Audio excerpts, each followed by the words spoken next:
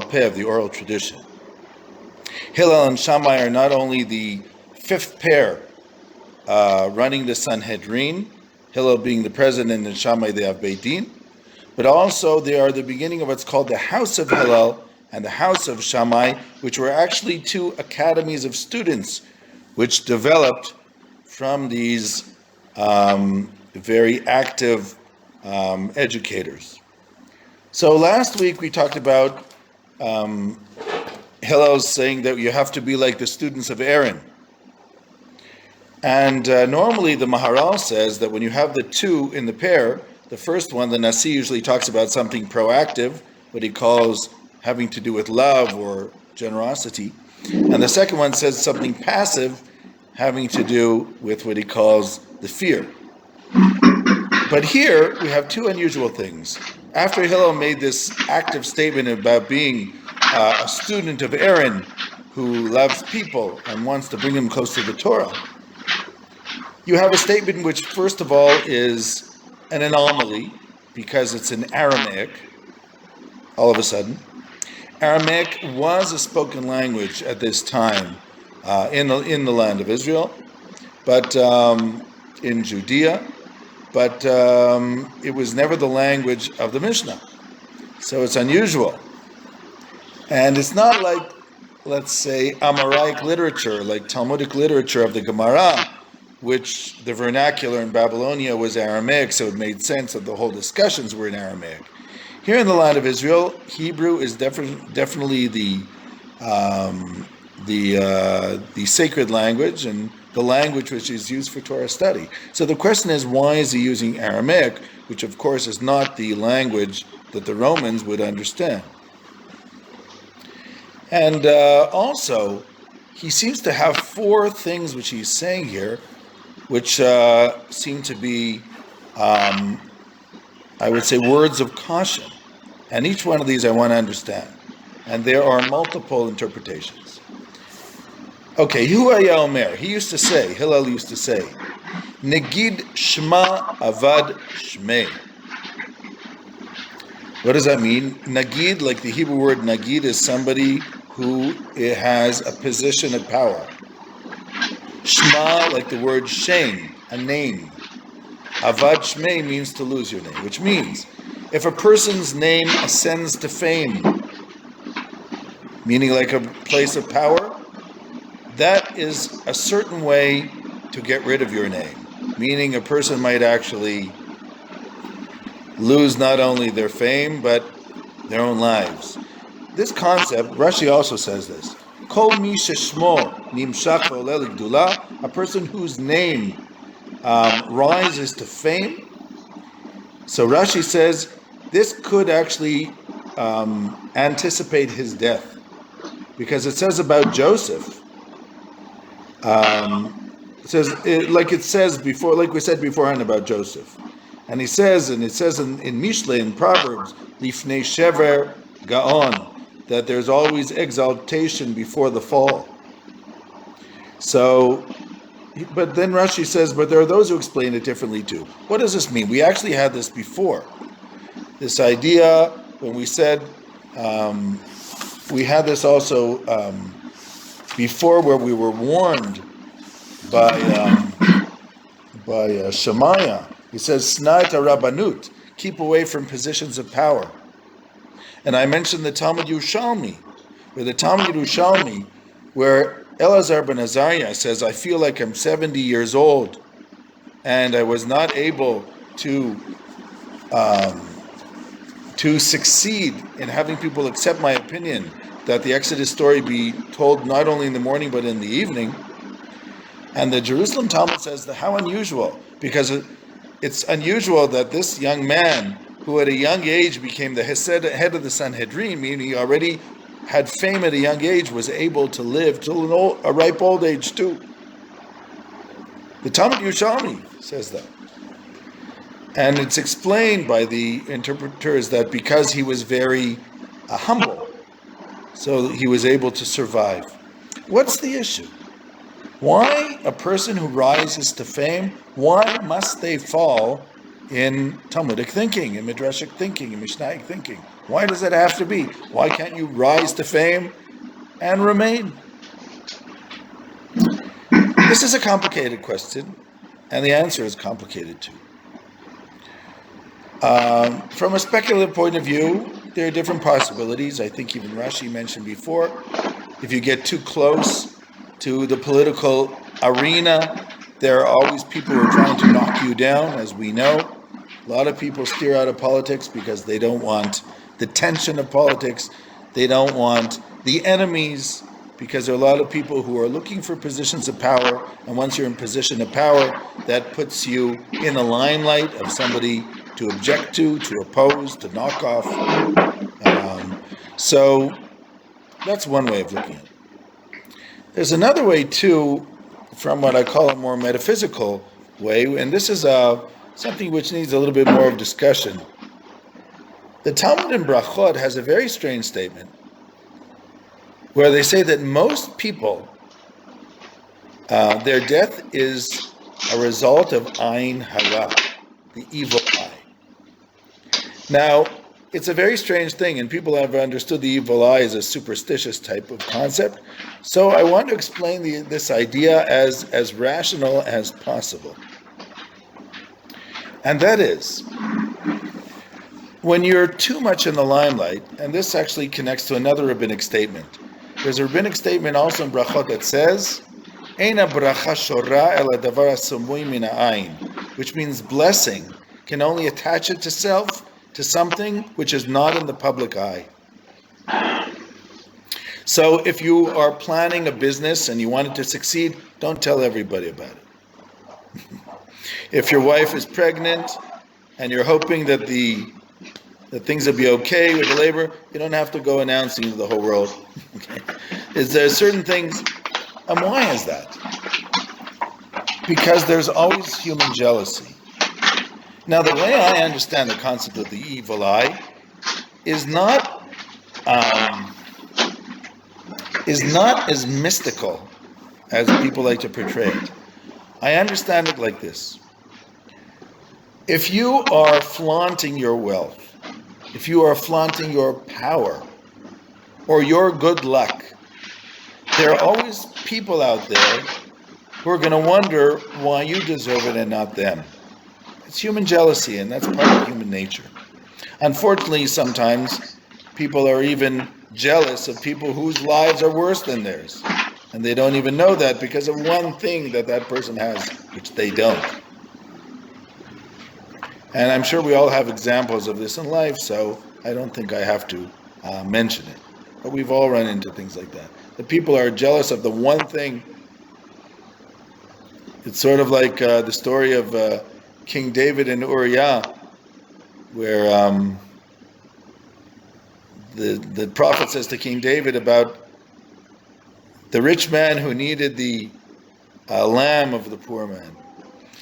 But without going into that story, the point is that sometimes people can be jealous at things that if they looked in proportion, they would understand their jealousy is meaningless, but people are not always balanced in the way they look at others. They're more balanced in the way they look at themselves. So, what is jealousy? Jealousy is, I wish I had that. And in my heart, I'm actually wondering, God, why did they have it and not me? And because we're all interconnected in a soul, it's almost like a little prayer to heaven that's going up, wondering why this person has it and not me.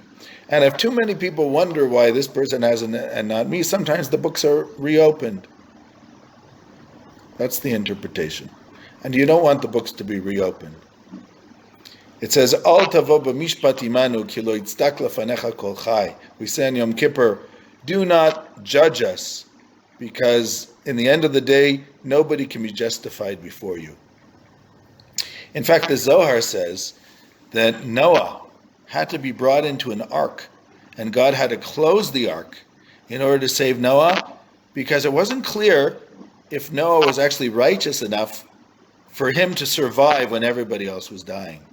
Vayizgor Hashem ba'ado, God had to close him up as if to keep him out of sight, so that there shouldn't be too much criticism that Noah and his family would be saved. So this is one way of understanding this. Nigid Shma Avad Shmei. If a person rises to fame, there is a lot of criticism, and there is a lot of jealousy, and you're putting yourself in the limelight, and you are exposing yourself possibly to danger. You should just be aware of that. That's the first thing Hillel is saying. Hillel was a very humble person, and of course Hillel is a position of power, especially in the Jewish community that time. Of course, it's still during the temple period, but positions of power can be fragile positions sometimes. Then Rashi, so his interpretation is first that, and then he says, other people say, Kol mi she'eino lomed ela kedei legadel kro lishmoto rabbi. Says, some people interpret this differently, that it's all talking about people who study Torah in order to be called rabbi, or genius, or leader, or gaon. In other words, a second interpretation takes it out of the arena of politics and puts it into the arena of titles, people who are looking for the titles. But the first interpretation seems to be the most popular interpretation. Then the second thing says, Udolom Mosif Yasif, which means if you don't add, this could also be your end. Each one is very dramatic. Very dramatic. If you don't add, this could be your end. What does it mean you don't add? So Rashi says if you don't add, which means after Tu B'Av, as we're getting into shorter days and the nights are longer, so you should add to your Torah study in the night too. Remember, people used to study during the day when they had time, because at night it was dark and there was no electricity. But the idea is that you shouldn't let the long nights of the winter go by without Torah study, because you don't have to work during the day in agricultural society. So light your candle and study into the evening. So that's one interpretation of the Lo Yosif Yasaf, which means if you don't add, this can subtract from your lifespan, because you need the merit of Torah. Another interpretation of Lo Yosif Yasif is if you don't add in general to your Torah study, which means there's some people, they study Torah and they figure, okay, I know enough, that's it. But no, if you study Torah and you're able to achieve something in your Torah study, you must continue to study Torah. Because if you have the talent, then you can be criticized for not adding. So it's specifically the scholar who who really it's incumbent upon him to study even more. If you have the talent, you must use it, and you must increase your Torah knowledge and increase your Torah study because of the fact that you have the ability. Udolo Yosif Yasif, according to that, in other words, those who don't add, it's a play on words. So the word Yasaf in Hebrew too can mean either to add or to be removed. So Udolo Yosif Yosif, if you don't add, you might be removed. It could actually shorten your lifespan because it's a responsibility. If a person feels that they have the ability to understand Torah, it's a responsibility. And they have to study more. Because it says in the verse, and the Talmud says this, on the verse, Mi Yamalel Gvurot Hashem, Yashmiya Kol Tilato, who is it who is allowed to say the greatness of God? Only those who could be Yashmiya Kol Tilato, only those who can tell all His glory. So, in order to tell all the glory of Torah, you have to study. And you have to understand all the different sides. Okay? And then, Udolo Yasif Ketala Chayav. This is the third part, which means those who don't study Torah in general are actually, they're deserving of death. Because if the Jewish people receive the Torah, which really, in a sense, Torah study is a privilege. It's not more than it is a right. I mean, as the Jewish people, it's our right to study the Torah because we were given it. But in a sense, it's a privilege because we were the only people that received the Torah. So this means that the study of Torah, even if it's our right, we have to understand it as our privilege. If God gave the Torah to Moses and gave it to the Jewish people, and if we have this privilege and we don't use it, it's bad news. I mean, no other nation will be held responsible for the fact that they didn't study Torah because they didn't receive the Torah. Even the written Torah, which is translated into every possible language, they didn't receive it from God, so it's not their responsibility if they didn't study Torah. But for a Jew, if we receive the Torah and we don't study it, it's bad news. Okay? It's just bad news. So, my point then is that receiving the Torah is both a privilege and a responsibility. And that's what Hillel is saying here. Remember, Hillel is the one who was a poor man. And the way he studied Torah, according to the story, was he went to the academy of Shmaya and of Talmud. And he couldn't afford the half shekel coin that you had to pay the bouncer at the door, the watchman at the door, the shomer. So he used to sit on the roof, listening from the window on the roof, because he couldn't afford to go in. And the story told in the Talmud is that when it was the middle of winter, and then the Galilee, it can get cold in the middle of winter, and it snowed. And Hillel was listening so intensely to the lecture, he didn't even notice the snow falling on him, and he froze in the snow. And so Avtalyon turned to Shmaya and says, "Shmaya, my brother, it really looks dark today. How is this possible?" So they looked up and they saw the figure of a man in the window on the roof. And they went up and they found the body of Hillel covered in a meter of snow. And they brought him down and they lit a fire, and eventually he was able to come back to himself, but he was like shivering.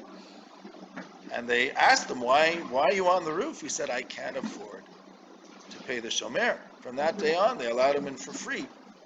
But I guess it's an interesting question by itself, really. The whole question of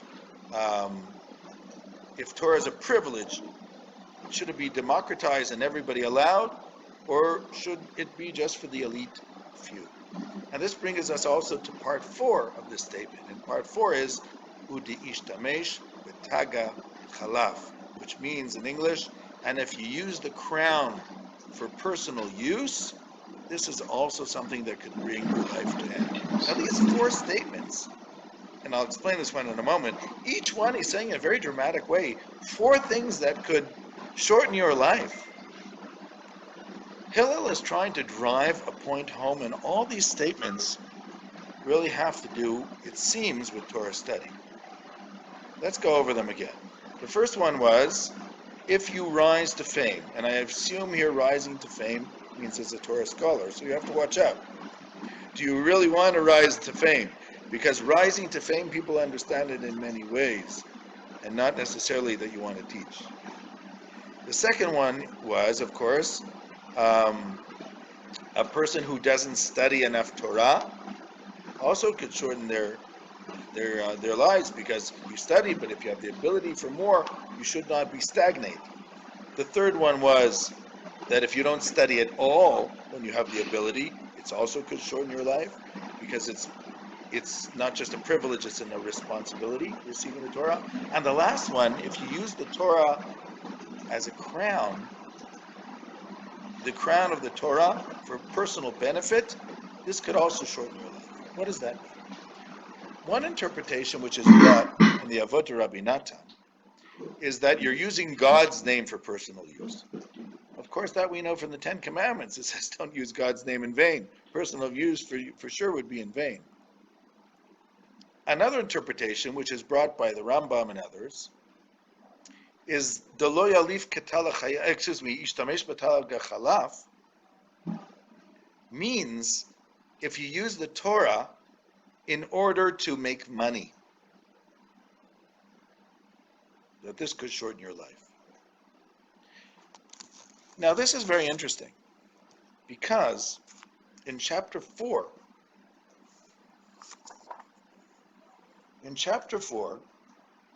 Mishnah 5, also Hillel is mentioned, and he's mentioned in the statement of Rabbi Tzadok, and I'll read to you the statement. Chapter 4, Mishnah 5, Rabbi Tzadok says, do not make Al tasem ataralik gadel behem. Do not make the Torah a crown in order to make yourself grand. And do not make it like a shovel to dig with, meaning something to help your livelihood. Because Hillel already said those who use the crown for their own purpose are shortening their lives. So it's very obvious from Rabbi Tzadok what the meaning of this fourth part of Hillel is. Halamarata, from this you should understand and learn that anybody who benefits from the words of the Torah, meaning personal benefit, is removing their life from the world to come. Now, this is a very, very heavy statement. The Torah should not be used for anybody's benefit, not even a scholar. Now, Maimonides, in his commentary on the Mishnah, young Maimonides, because he writes his commentary on the Mishnah at the age of 24 approximately, he is very critical about people who are trying to make their livelihood from the teaching of Torah. And he goes to such an extreme. And I just want to read you a little bit of what the Rambam says here. It says, Achrei shehiskamti shelo ledaber. I wasn't sure if I wanted to talk about this at this place, because I think it's quite obvious. And I know that many Torah scholars are not going to want to hear what I'm about to say. But I decided that I'm going to do it anyhow. It says the fact is, as Rabbi Tzadok said, the Torah should not be a shovel from which you dig, which means for your livelihood. Meaning don't make it something for your livelihood.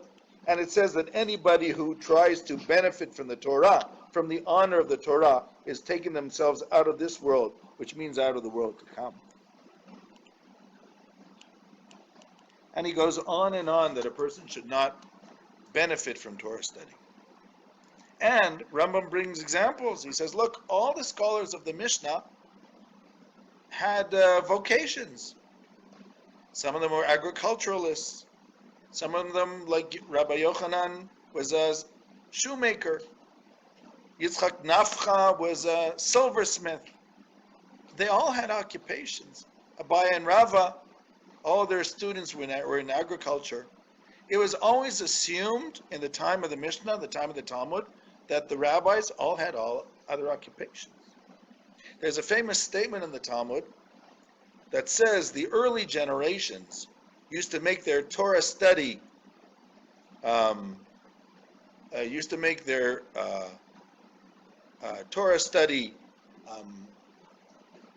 lesser, and their Torah study a greater amount of time, and their occupation a lesser amount of time, and they had blessing in both in their Torah study and in their livelihood. But we, meaning the generation of the Talmud, the Gemara, we make our occupation most of the time, and our Torah study less, and neither of them bring us blessing, neither the livelihood, meaning we're not successful in any of them. So, okay, this is obviously a dramatized statement, but among the Talmudic scholars, they all had separate livelihoods. They did not want to make money out of Torah. Now, I have to admit that there is a lot of discussion around this. You can actually look it up in Wikipedia. Very interesting discussions about studying Torah as for benefit, whether this is allowed or not. And among the discussions is really the question of, let's say, a teacher. If somebody is teaching Torah, are they allowed to make it their vocation? This is actually discussed in the Talmud. The Talmud discusses in general doing a mitzvah. If I'm a doctor saving lives, can I take money? I did a mitzvah. How can I take money for doing a mitzvah? If I am a rabbi and I am teaching Torah, how do I take money for that? So the Talmud basically says, look, you can take money for your time, because if you have no time to make a livelihood, because you're teaching all the time, because you're saving lives, then obviously, logically, to be paid for your time makes sense. There used to be a joke that people would say that how come there's certain rabbis that make so much money, especially in certain congregations abroad. So they say, well, a rabbi has to be paid for their zman bitul, which means the time that they have to be idle from work. So there are a lot of idle rabbis out there, so they get a lot of money. But jokes aside, the idea was you could be paid a salary while they're a teacher. And by the way, this is not just rabbis. Anybody teaching religious subjects in a school, Hebrew subjects is the question. So you're paid for your time. And the same thing, a doctor, you're paid for your time. Of course, you can argue, well, if you're a doctor in Texas, you're paid much more than for your time. You're making hundreds of thousands of dollars. Then there's also the question of respect, because there's a very interesting statement by the Maharal of Prague, who also discusses this issue. And in his discussion of this issue, he says at the end, because in his opinion, teachers should be paid. Rabbis should be paid. He says, it's true in Talmudic times, but those were different times. People were agriculturalists. It was a different society. He says, people have to be paid for what they do. And he has an interesting statement at the end. He says, Ubador hazeh, if in this generation specifically, there are a lot of simple people, the Balabatim, who see Torah scholars as taking money from charity. And this, he says, is denigrating. This is really a wrong way to look at Torah scholars. Torah scholars should not be receiving handouts because it brings down the glory of Torah. It says, halavai that there should be a Talmid Chacham at all in this generation. But the point is that it really denigrates, it really brings down the luster of Torah by scholars having to receive handouts. So basically the Maharal and others too said that there should be a salary. Nobody's saying a high salary, but there definitely should be a salary for rabbinic positions. And this was really the way of all Jewish communities over the ages. There was always a place, even poor communities, for the rabbi, for the ritual slaughter, the shochet, for the chazan, for the positions that were needed in the communities, and the malamdim, those who taught children, those who taught adults, etc. However, we must understand that the concept of the kollel, meaning studying Torah, just getting paid just for studying Torah, is a novelty. This did not exist, definitely not in ancient times or in the Middle Ages, that a person would get money just for studying Torah. And it does exist in the universities, but we're talking about exceptional scholars theoretically in the universities. And the truth is that in certain communities in the last 200 years in Eastern Europe, there was allowances for exceptional scholars to receive patronage from wealthy people if this person felt that their Torah study was really going to enhance the Jewish people. It could be done by the community itself if the community had money. Very often the community did not have money, so it would be, let's say, a certain scholar. Sometimes the scholar would want his daughter to marry this person because it would bring kavod and honor to the family. And sometimes they would just want to support them because they felt that this person is the next Jewish genius and it's a pity to hold them back. This is discussed, for instance, by Chaim Volozhin, the famous student of the Vilna Gaon, and certain allowances were allowed for certain individuals. But to have, in general, a rule of thumb that everybody can just go out there and study Torah to receive money, this was definitely frowned upon, and it's not even clear halachically whether it's allowed. It's a real question whether it's allowed.